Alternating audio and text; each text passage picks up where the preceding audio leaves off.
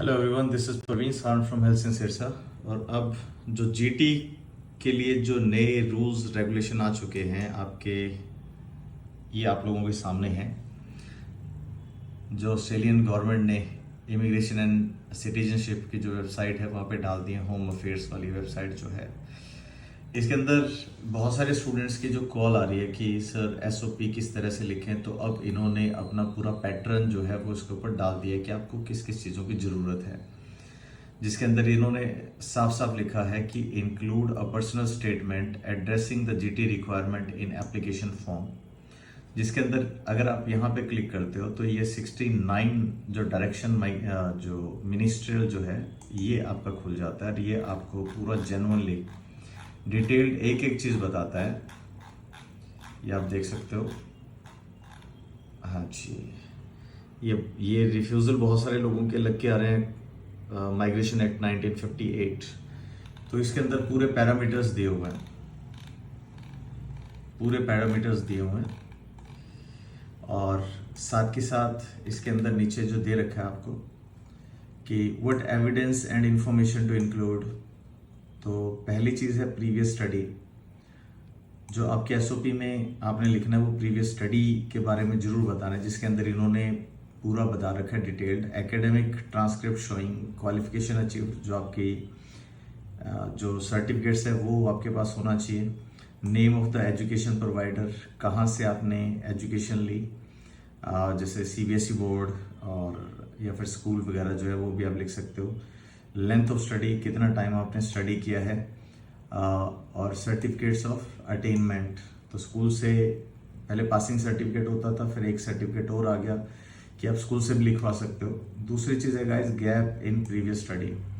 तो जो आपका कोई डिसीजन मेकर जो है आपकी फाइल का, तो वो पर्सन इन चीज़ों को जरूर देखता है कि आपकी पूरी फाइल में यही वो चीज़ है जो आपकी एसओपी जो है वो एक सबसे बड़ा अहम रोल अब प्ले करने वाली है। पहले भी करती थी नो डाउट। तो इसमें लिखा है कि reason why there is a gap in studies, मतलब आपने रीज़न बताना है। कोई किसी तरह की छोटी मोटी ट्रेनिंग की है, कंप्यूटर रिलेटेड कुछ कोर्स किया है, वो आप लिख सकते हो। आपने किसी भी तरह की कोई ट्रेनिंग की है तो उसको वो वैलिड मानते हैं, but from valid institute. Okay, फिर करंट एम्प्लॉयमेंट, कुछ एक ऐसे कैंडिडेट्स होते हैं जो गैप में कोई एम्प्लॉयमेंट जो है वो कर रहे हैं, तो आपके करंट एम्प्लॉयर का नाम बताना है आपने, कंपनी का एड्रेस बताना है, पीरियड ऑफ एम्प्लॉयमेंट बताना है, और डिटेल्स ऑफ योर पोजीशन बताना है, कौन सी पोजीशन पे आप जॉब कर रहे थे, और the name and the contact detail of someone who can confirm the circumstances of your employment. और आपने वो भी इसके अंदर मेंशन करना है जिससे वो कंफर्म कर सके एक इमिग्रेशन ऑफिसर कि क्या आप सच्ची में यहाँ पे जॉब कर रहे थे। फिर उसके बाद है टाइज टू होम कंट्री और कंट्री ऑफ रेजिडेंस। इसके अंदर आपने क्या बताना है, आपने एक तो एविडेंस ऑफ फाइनेंशियल, फैमिली और सोशल टाइज बताना है। और फिर लिखा है guys you need to show how you have significant incentives to return home.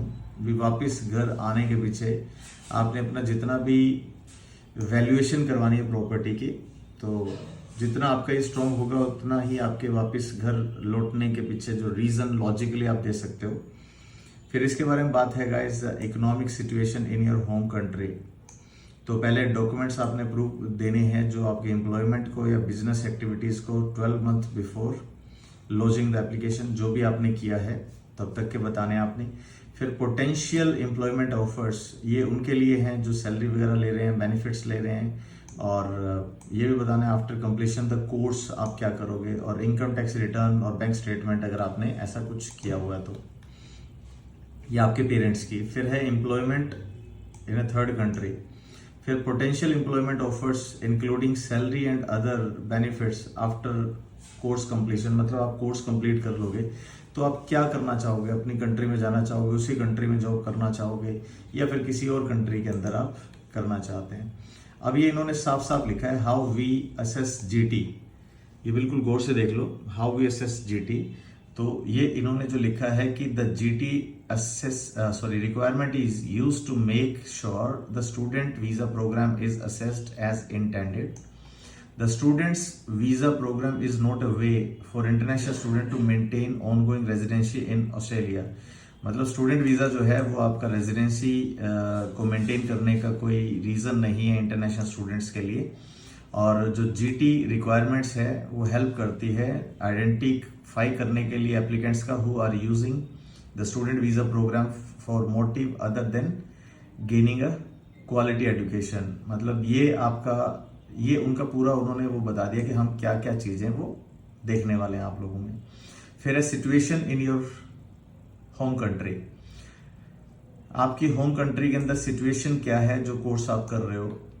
पहले रीजन बताना है कि for not studying in your home country.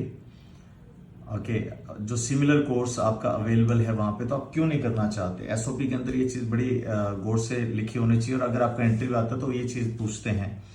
फिर है ties to your home country that supports and intention to return after study is finished. मतलब कुछ ऐसा बताना है कि आपकी होम कंट्री में वापस आके आपको क्या जॉब्स मिलेगी, किस तरह की कंपनी के अंदर क्या पैकेज आपको मिलने के चांसेस हैं, वो आपको बताना है। फिर है इकोनॉमिक्स सिचुएशन। अब जैसे एक तो वीडियो बनाना होता है कि सीधा आपको नॉलेज दे दी, एक वेबसाइट में लॉजिक के साथ मैं आपको जो चीजें बता रहा हूँ ये आपको पता होना चाहिए कि क्या आप इन सारे पैरामीटर्स को पूरा कर रहे हो। आपकी इकोनॉमिक सिचुएशन बतानी है वहां पे, तो मिलिट्री सर्विस कमिटमेंट्स बताने आपने, political and civil unrest in your country, ये सारी सिचुएशन आपने बताना है अगर आप मतलब बाहर वीजा लेना चाहते हो तो। फिर है पोटेंशियल सिचुएशन इन ऑस्ट्रेलिया, तो फिर जिसके अंदर बताना है कि ऑस्ट्रेलिया जो प्रेजेंट करता है strong incentive to stay in Australia. और ये भी आप बता सकते हो उसके अंदर कि ऑस्ट्रेलिया के अंदर भी बहुत ज़्यादा अच्छे चांसेस हैं, लेकिन I will come back to my country, जिसके अंदर आपकी फैमिली है, आपका फैमिली का सेटअप है, क्योंकि एक इंसान बिना फैमिली के सारी उम्र सर्वाइव नहीं कर सकता। तो ये सारे रीजन आप लोगों ने लॉजिकली प्रोवाइड करने हैं। Level of knowledge of proposed course और एजुकेशन प्रोवाइडर के बारे में आपने बात करना है। प्रीवियस स्टडी एंड क्वालिफिकेशन के बारे में बात करना है। Planned living arrangements. अच्छा, इसके अंदर जो होम अफेयर्स की वेबसाइट है उसके अंदर एक बच्चे का कितना एनुअल जो एक्सपेंसेस आते हैं वो भी आपने मेंशन करना होता है फाइनेंशियल स्टेबिलिटी के लिए। ओके, ये चीज आपको प्रूव करनी होती है आपके उसके अंदर एसओपी में। फिर कहता है value of the course to your future, तो ये पॉइंट्स दे रखे हैं आगे कि इन पॉइंट्स को लिखना होता है। कई बार होता है ना कि वीजा रिजेक्ट हो जाता है, तो रिजेक्ट होने के पीछे रीजन इन्हीं में से कुछ होता है कि आप फ्यूचर की स्टडी का वैल्यू नहीं बता पा रहे। फिर आपने बताना होता है योर इमिग्रेशन हिस्ट्री, कि आप आपकी फैमिली मेंबर कोई बाहर ट्रैवल करके आया है या किसी के पास ऑस्ट्रेलिया का कोई वीज़ा, किसी भी तरह का वीज़ा है या नहीं है।